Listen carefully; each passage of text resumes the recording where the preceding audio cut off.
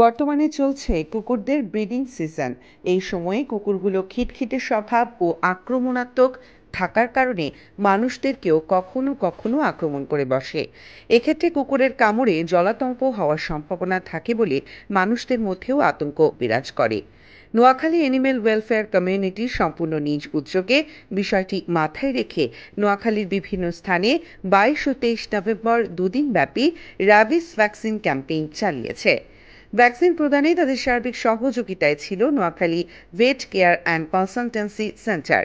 Noakhali animal welfare community সংগঠনটি নোয়াখালীতে প্রাণীদের সেবায় নিয়োজিত একটি স্বেচ্ছাসেবী সংগঠন।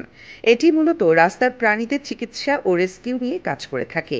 এ সময় উপস্থিত ছিলেন নোয়াখালী অ্যানিমেল ওয়েলফেয়ার কমিউনিটি সদস্য হৃদয় চন্দ্র, মুনিয়া, ইমন, লামিসা, জামাল উদ্দিন, ঋতু আরও অনেকেই।